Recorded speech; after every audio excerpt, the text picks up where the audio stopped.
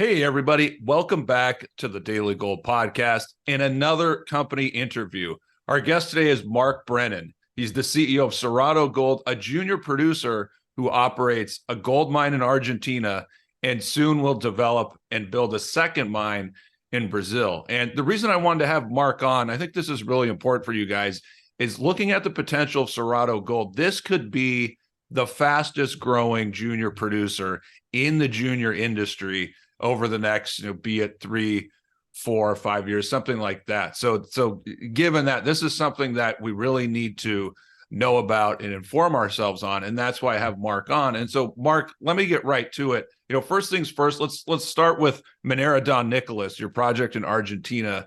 I know you have a heap leach production going on at the same time, or just about to start up. I'm just curious, how much overall will the heap leach add to the production there over the next couple of years? And then looking further out, like what kind of reserve life does that have? I mean, where do you see that going in the long run?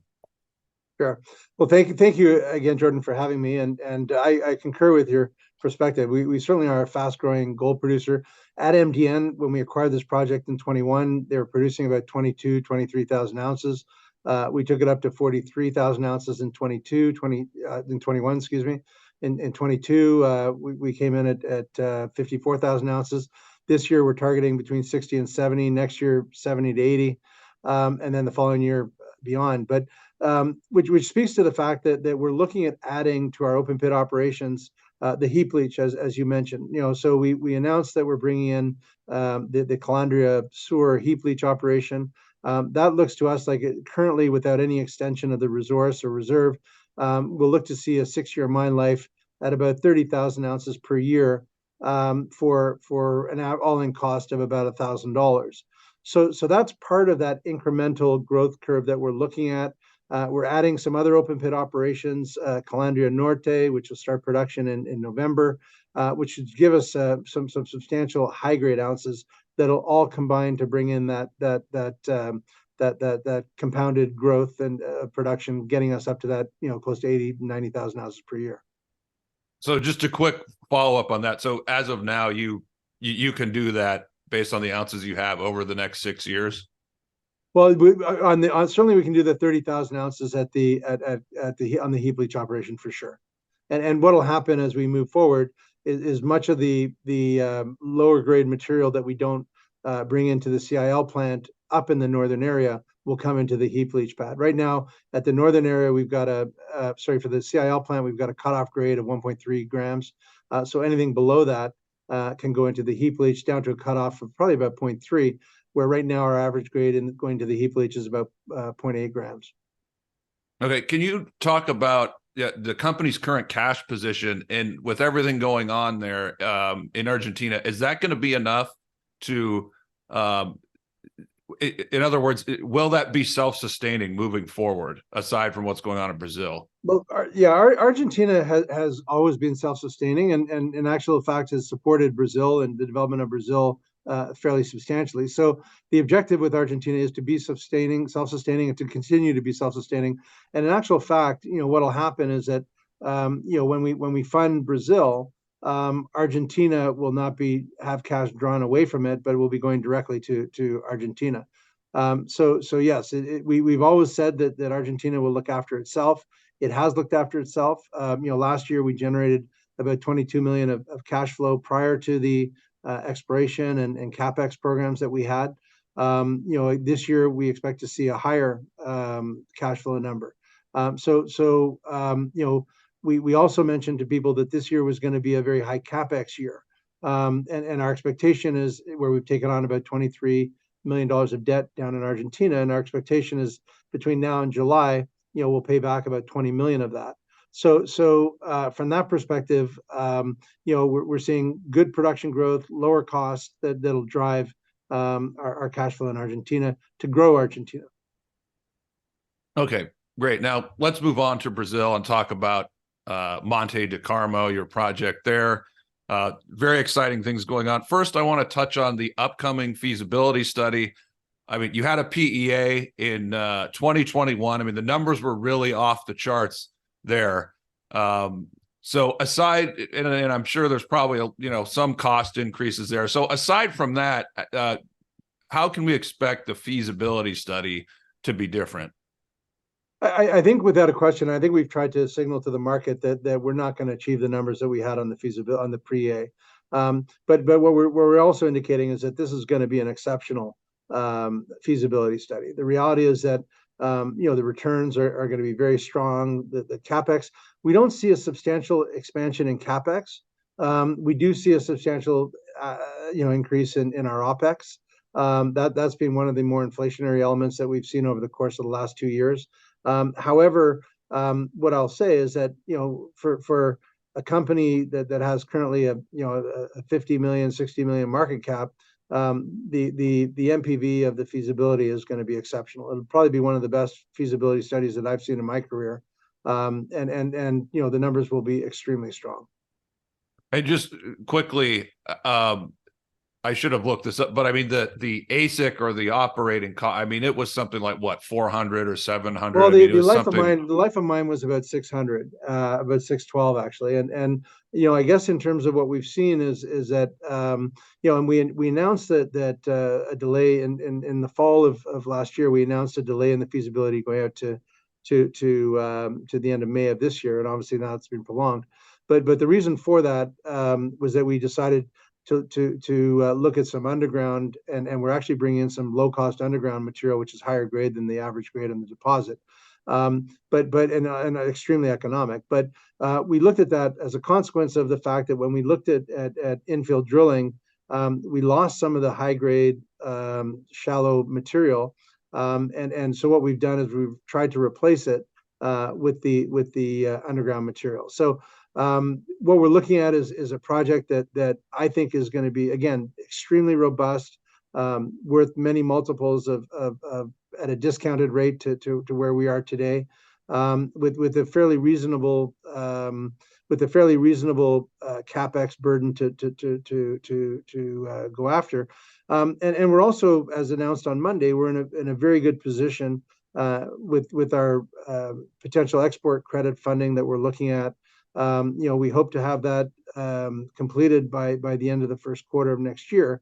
So what I look at now for Brazil is that between now and the end of the first quarter, we expect to file our construction license in the very near term. We still anticipate the approval of that by the end of the year. We'll have a very, very robust and strong feasibility study by the end of October. And then on top of that, we'll have funding coming in by the end of the first quarter. And what's interesting with the funding is that we're looking at the UK government to provide us with 70% of the capital needs. We also have Sprott Streaming, who have agreed in previous press releases to provide us with up to, I think in the press releases, 50 or 60 million. We won't use that much, obviously, but at the same point, that gives us a good increase in our capital stack. And then we'll need a little bit of equity, but it will be probably de minimis on the basis that the UK government are prepared, UKEF, which is the Export Credit Agency of the UK, are prepared to consider the stream as equity on the basis that as long as it's subordinate to the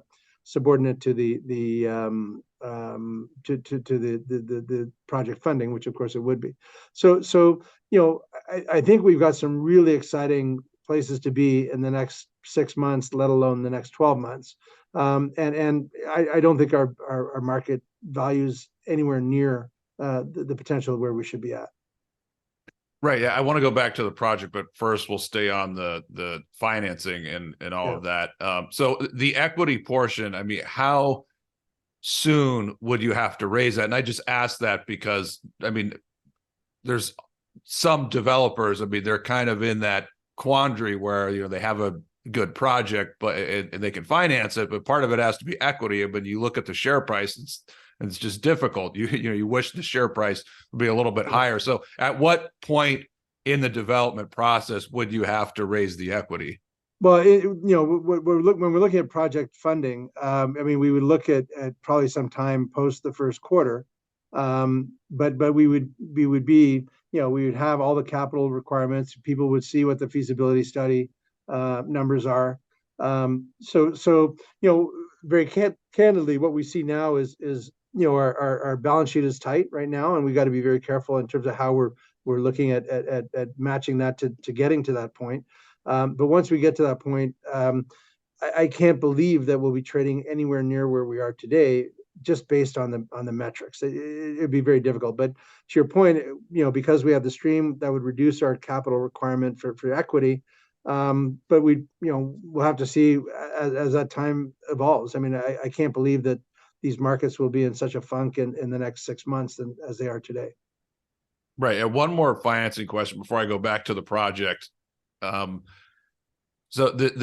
I mean, the UK government and this credit agency, why are they funding a Canadian company that has a project in Brazil? I mean, wouldn't they want to be involved with things that Well, directly? what they're asking for is they want 40% of the materials, the services or products to come from the UK, and we're pretty comfortable that we can deliver that. Okay, yeah, that makes perfect sense. Now, yeah, circling back to the project itself, I know you can't tell us exactly what the numbers will be in the feasibility study, in part because it's not quite finished yet. But can you give us a sense of what could this be? 150,000 for X number of years, or 140,000? Like, what kind of size does this look like it's going to be? I think if you're excluding the bookends, I would say to you that I don't see it being less than 100,000 ounces a year for say 11 years. Okay. I think it'll average about 100,000 for 11 years or so. That's kind of, but again, when we can, and this will drive this, I think this will segue into your previous, to a question you're probably going to get to, is why did we delay the feasibility study? Because frankly, we weren't 100% convinced that we were ascribing all the value that we could get to the project. Again, we have it looks like we've got a fairly long life, which we'd probably look to see if we can contract somewhat, which would obviously drive more production in a shorter period of time. On top of that, we feel that we were leaving the potential opportunity of up to $150 million on the table.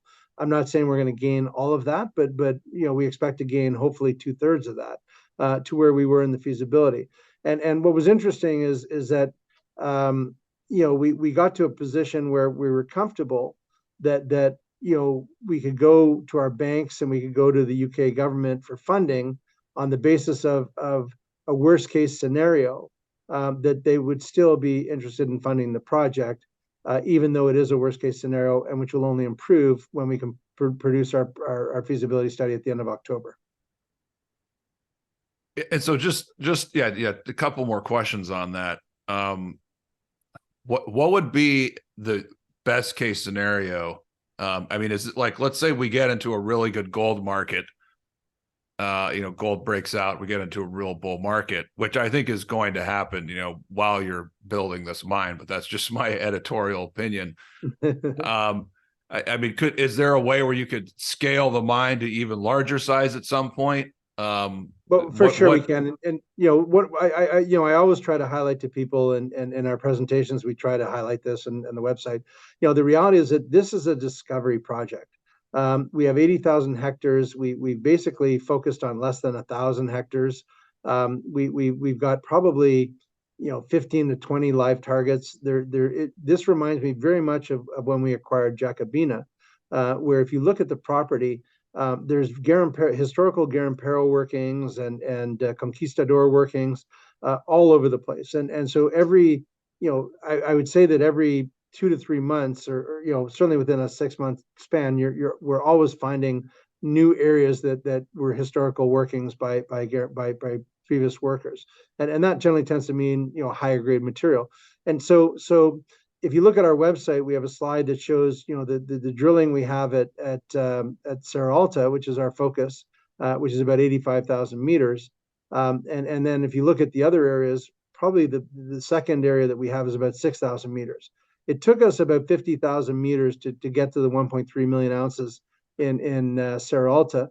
So we need a lot of work to do in order to drill. But with under 6,000 meters and all the other areas that we have, we really have to start focusing on exploration drilling, which is of course what we're doing.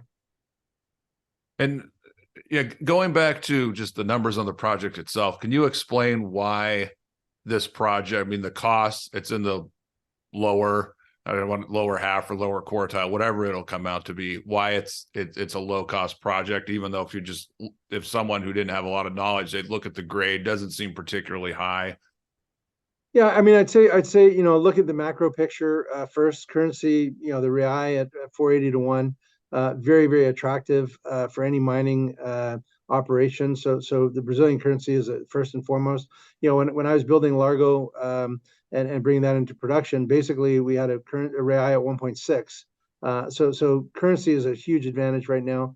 We're in a jurisdiction where we're in a highly industrialized jurisdiction due to the agricultural complex, where basically, we're a kilometer from a paved road. We have a 69 kV power line running through our property. We're 3 kilometers from a town of 7,000 people, 45 minutes from a town of 60,000 and or 300,000 in the other direction. So it's a very easy ore to process. We get our recoveries coming out of gravity separation alone is probably somewhere in the region of just shy of 80%. If we look at our total recoveries with a little bit of leaching, very, very high. So it's just it's an open pit operation. So just the whole quantum of the whole coalition of all the different variables, it's just a very cheap project. And so how many ounces as far as the resource are we up to? Well, the resource, what we've seen is probably a conversion of the resource into the our target of the conversion of the resource into the measured, indicated, and therefore reserves was to see about a 70% conversion, and I think we've seen that. Plus, we'll have some additional inferred.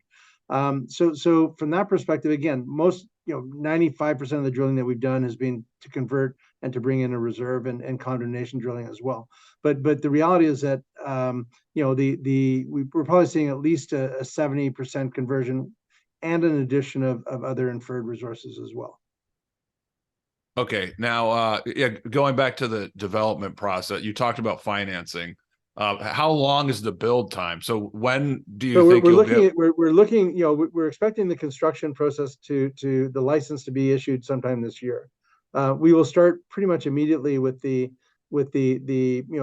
clearing and some of the easier kind of the more what do you call it, the more advanced kind of steps immediately.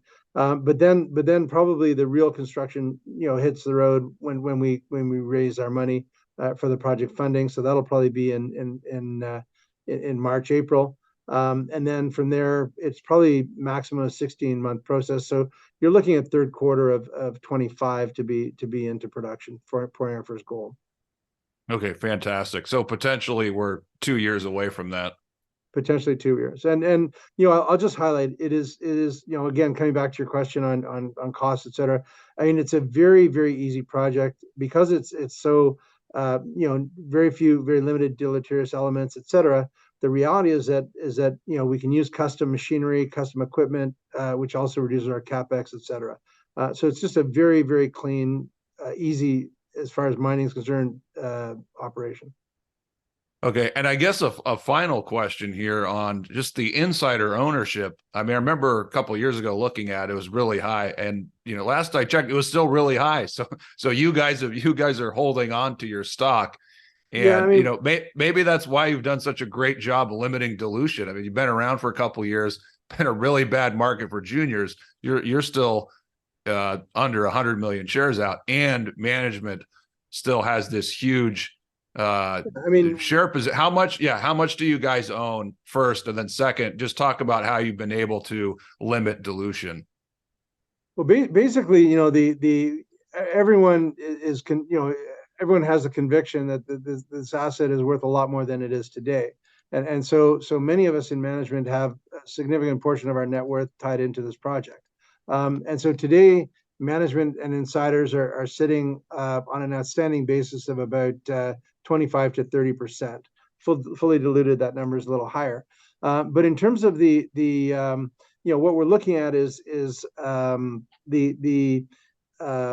again, the conviction. We've been able to use streams. We've been able to find other elements that have been innovative to raise capital when capital wasn't available. So no matter what happens, as you mentioned, we're less than 100,000 shares outstanding now. For a company that's at our stage, it's a pretty good. I think we've done a pretty good job and limited dilution. And touch wood, let's hope we can continue to do that. As we close here, Mark, any final thoughts on anything that we did? Is anything we didn't cover that you'd like to share?